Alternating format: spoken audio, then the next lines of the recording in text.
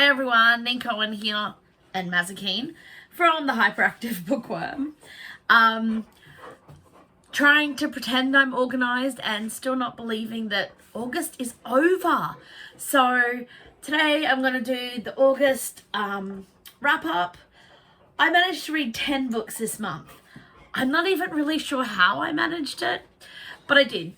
I did not read a single paperback. I do have one of the 10 books in paperback that I've bought since I finished it. I've got others on order, they haven't arrived. But yeah, all books I read this month were all either audio or digital. I guess it just happened. Like, it was just such a busy month. She's going nuts, so not sure how long this will last, but hey, let's go. So 10 books this month. Birthday month, I may have gone a little crazy with buying the books, like I said. Books I have read, books I haven't read. Waiting for most of them still to arrive, but was really excited about August being here. And I started the month with my least favorite book of the whole year. I wanted so much to like this book. I wanted to damn well love this book. I struggled to get through it. The only reason I did get through it was because it was audio and the narrator was fabulous. Even she made me want to DNF this book. And for me to do not finish a book is pretty intense because most of the time I won't start a book unless I'm pretty sure I'm going to enjoy it. But I had so much hope. So this book is called The Southern Book Club's Guide to Slaying Vampires. Does that not sound amazing? No, I gave it a 2-star. I have not given ever a book a 2-star. I gave it a 2-star. And that's only because I actually finished it. And those 2 stars are mostly for the narrator. 1 star for the author, simply because, hey, he put it out there. Good on him. Yay. I struggled really hard to even think about how to discuss this book. I've gone and read reviews and such since, and I'm blown away by how many people talk about this book as a, mastery, hilarious, dark humor. My problem with that is you have to make sure the reader knows it's humor, because there were no literary techniques that I could see that would make you think that this was an exaggeration or tongue-in-cheek. It was sexist, racist, gaslighting of the main character, and no one ever apologizes for it. It is simply accepted. It is, the horror is not even there. The things that you would think humans would be a little bit horrified by are glossed over. I did not like it. Each to their own. Obviously, this is just my opinion. I was so frustrated by it. Not only that, and this is besides all those, all the racism and sexism and all that misogynistic shit. Besides that, there was this huge chunk in the middle that wasn't even necessary. So even from a writing point of view, I couldn't like it. So my first ever 2-star book, and it was a really crappy way to start the month. Thankfully, the rest of the month went amazing. So that's all I'm giving air for that book now. Okay. The next book was absolutely amazing. Total 5-star. I was blown away. This was my first book by this author. And I actually got to interview her, which a previous video, if you haven't watched it, go. It was so much fun. So this is Ignis by KJ. If you do go and read the other video, it's total spoiler. So maybe go read it first. Oh, there we go. Go read the book first and then go watch the video, because KJ is just absolutely amazing. This book is, it made me realize how just oblivious I am sometimes. It's actually got characters from some of her previous books. No idea. No idea. Had no idea it was that. But it did not negatively influence the book at all. I think it influenced the book in not knowing the characters. So questions came up. And as I spoke to KJ about them, it was very much an intentional thing she did, which was fabulous. I can't wait to read more of her stuff. I'm so excited about it. I'm waiting for my copy of this, my paperback, because I loved it so much that I have to. I absolutely have to get it. All right, now, wow, what was that? The next book I read, I did a Sunday review of this, and that never happened again. It may happen again. It's just been a crazy, crazy month. But this book, Queerly Beloved, a love story across genders. I don't read memoir. I did a little, like in the video, I say I don't read memoir, and I don't. I really don't. As a book, from my perspective, from someone who's not really the target audience, but sort of is, I gave it like a 3.5 star because it was really good. It was informative. It was very interesting. I think that with it, oh my God, with it, it needs to be taken as not a Bible or anything. It's just these people's perspective of it. And it was brilliant. Like, they were so raw and open and honest. And I thought it was, apparently I wanted to close the whole thing. I thought it was really great and brave of them. And I really appreciate having their story out there, because outside looking in, it's very similar to my story with my partner. And it's so nice to feel not alone with it all. So that was really cool. But like I said, I don't really read memoir, so it was a very different experience for me. Yeah, so there we go. The next book was another absolutely fantastic 5-star freaking book. Gruesome and brilliant and hilarious. And oh my God, I love this person's writing. G. Benson's Dead Les Walking. And look at this cover. Isn't it just so delicious? Oh, it's so beautiful and delicious. And there's just so much in this cover that once you read it, you're like, that makes so much sense. And it's just absolutely fabulous. G. Benson is just so brilliant in her realistic inclusivity. I know that she's gone on socials and she's gotten frustrated, understandably, at people talking about how, you know, like, she's ticking boxes and stuff. She's not. Because anyone in the community, well, not anyone, but most people in the community, they are surrounded by other people in the community. And they won't all be the same letter. Like, my friends, I have everyone in my life. I have bisexual friends. I have gay friends. I have lesbian friends. I have transgender friends. I have non-binary. I probably have more that I can't even think of right now. That's reality. So I get very frustrated that people sit there and go, oh, but it's not real, you know, where there should only be, you know, 1 or 2 lesbians in any book.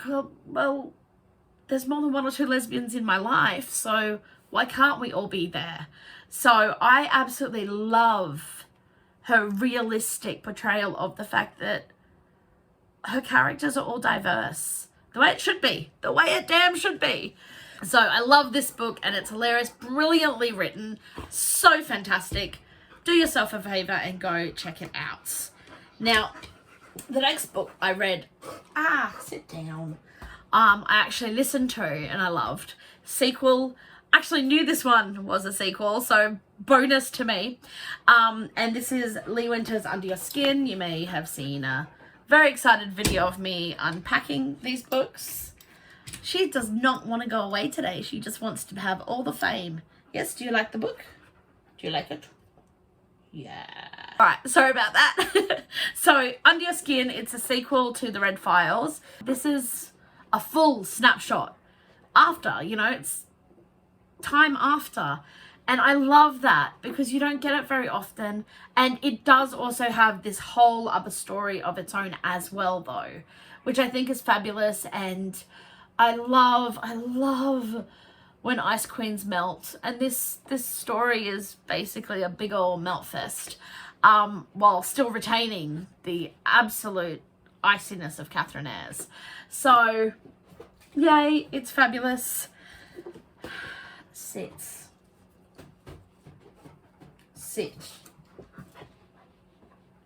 Excellent. Okay. The next book I listened to as well.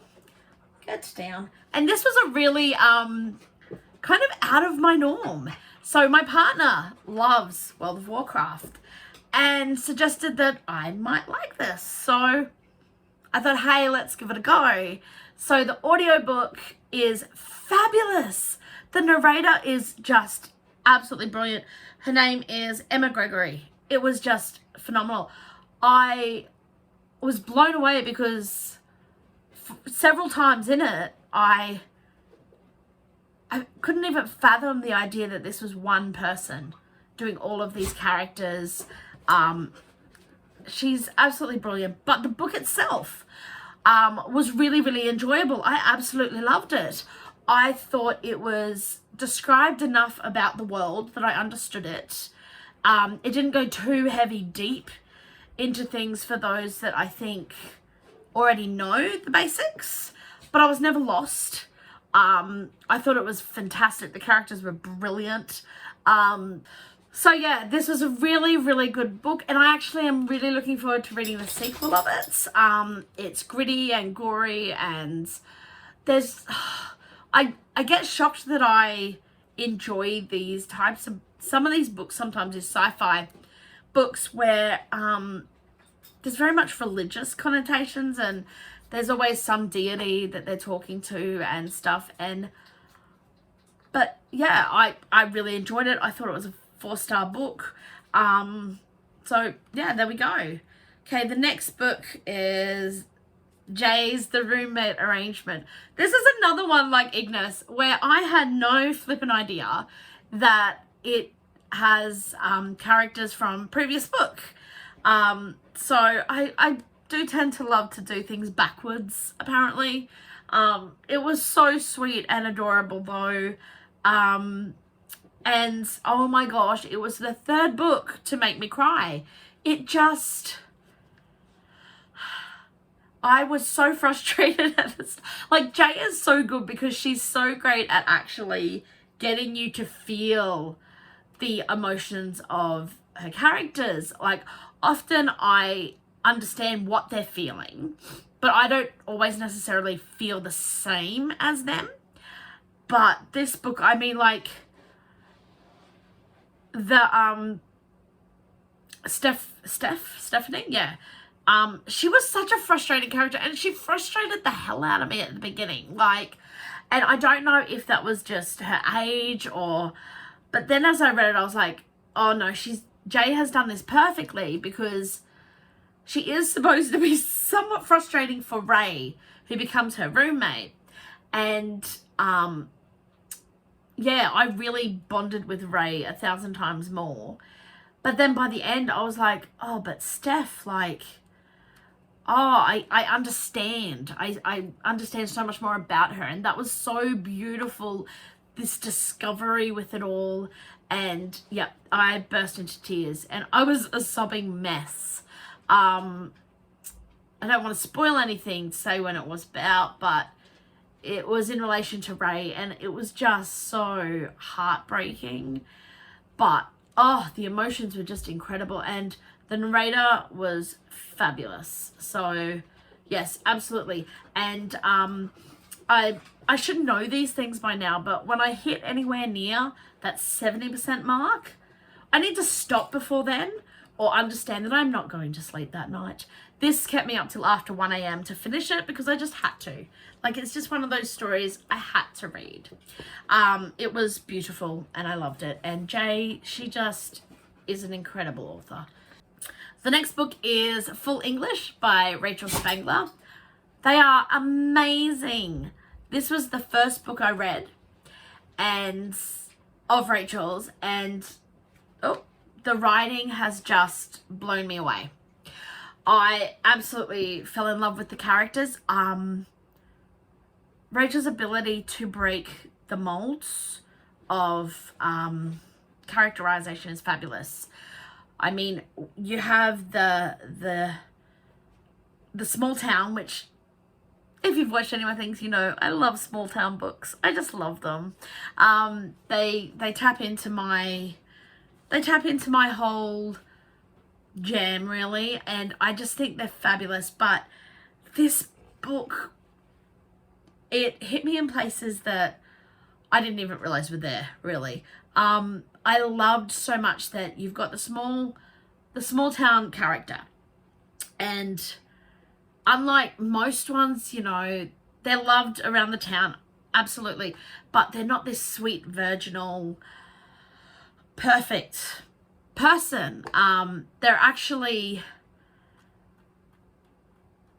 almost opposite that, and I kind of love it, but still having that everyone knows each other and they're part of the family of the town, literally in this case. And it's just so beautiful. And this, you know, millionaire writer who, you know, all the glitz and glam, and she's anything but. Like, she doesn't care about that stuff. She's anxious, and of course she cares about it, but that's not her life, that's not her character, that's not who she is. And it's just so fabulous. And the interview I had with Rachel was just brilliant. We talk about Full English, we talk about the sequel or the next story on this. I'm not sure if it's the same characters. Modern English, which came out more recently. In the interview, Rachel also gives a little sneak peek about a future book. So once you've read this book, if you haven't already, jump on over and watch the interview with Rachel, and it's just so fabulous. So I can't wait to read more of Rachel's books either.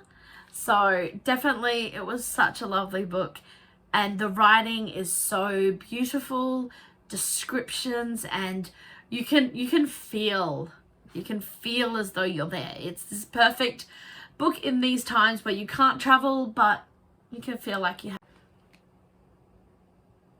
All right, so my phone just died. Let's see if this works again. I'll try and get through these last two a bit quicker. So the next book I read, I can't believe I actually haven't read this before. It's a classic. And it's actually called The Haunting of Hill House by Shirley Jackson. You know, old gothic horror, and it's perfectly that. I know there's been movies and all that stuff about it, but I've never actually read the original. I liked it. I wonder if I had read it earlier, it would be a bit more impactful for me. I thought it was okay.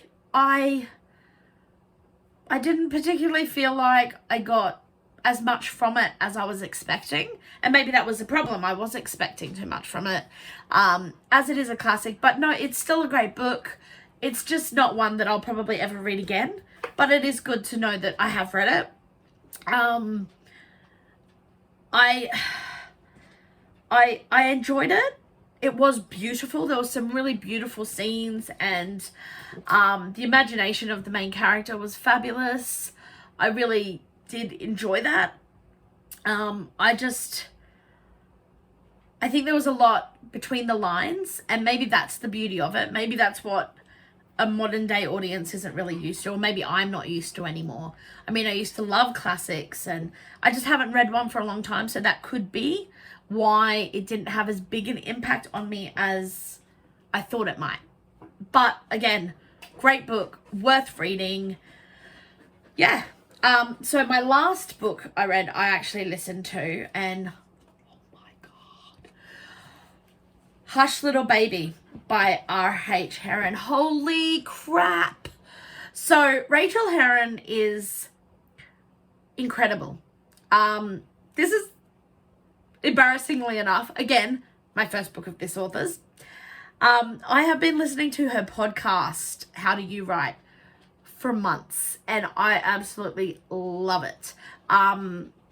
She has such a fantastic way of just hitting to the core of things for me as a writer, and that's great. But her writing, oh wow, this book is 1,000 trigger warnings. I would not have liked this book during my fertility journey or my pregnancy or even the first year or two of my son's life. But wow, it is so good. I listened to this one. It's just over 10 hours long from memory. I started it on Saturday afternoon and I had finished it by Sunday night. Every chance I got, I was like, no, I need to be listening to this. And I kept getting so frustrated when I, had to do other stuff. It was just incredible. It's horrific and brilliance. And while I did guess the end quite early, I'm not sure whether it was supposed to really be that big a twist, more that the main character themselves couldn't see it. And it was so well foreshadowed and it was just incredible. I was blown away by it, the rawness of it, and wow. And I mean, you read the prologue and you're like, oh my God. Well, for me, I listened to the prologue and went, okay, I need to know. I need the rest of the book right now. But with that prologue, it really helped different scenes as well. You got this, it really helped the tension. It was so brilliantly done that I'm still kind of reeling from it. I only finished it a few days ago, and since then I've been like, I'm a little bit on a hangover. I haven't really been able to get into another book just yet. Which, speaking of, so they're the 10 books for the month. So blown away that I had such a horrible start to the month. I was so disappointed. I really wanted to love that book, and I didn't. I didn't even just lukewarm. I really disliked that book. But the rest of the month was really great. Had some incredible stories. But for September, I feel like I will not really have much time for my own reading for September, which that's fine. I'm really excited. I've been offered a few some ARC copies of books. So they're pretty much what I've got due for September. I'm not really going to announce what they are yet until I'm actually allowed to do up the reviews and stuff. I am really excited about them though, but I feel like I'm already sort of like, I'm filled up for September, which is a really odd feeling. Like, I'm really amazed that I got back to my 10 a month. I'm at something crazy like 83 or 85 books of my 100-year challenge. I'm over 50 books into the Sapphic Reading Challenge, which would say that I have the Dragon Badge, but 8 of those books are actually for the Unicorn Badge. So not quite ready for the Dragon Badge, but I'm so close to all of it and I'm so excited. Having 4 months still left, I'm feeling very confident that I'm going to hit all my goals for reading this year. But yeah, so hopefully you enjoyed that. Let me know if you've read these books. If you completely disagree with me, like, tell me. That's cool, because these are all just my opinions and my enjoyments of stories. And sometimes you're just not the audience, which has very much been brought to me a little more in focus this month, I guess. But even books that, mostly, books that are not my usual book, I've been able to find things that I really, really like about them. And I'm really excited that this year I'm pushing myself outside of my normal reading. I'm really getting to explore different genres, different kind of books, but mostly discovering incredible authors, and it's been so incredible. I don't think I could say incredible any more times than what I have. Anyway, thanks for listening. I'm going to go back to my coffee, which my beautiful mug is starting to get all scratched because I use it, well, every single day. But yeah, I'm going to go back to reading. Enjoy your, I have no idea. I've got nothing. All right. So thanks everyone for watching. Go enjoy your reading.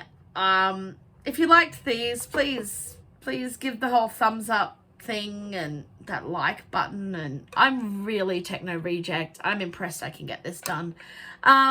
Anyway, so thanks everyone for watching, and I will see you all later. Bye.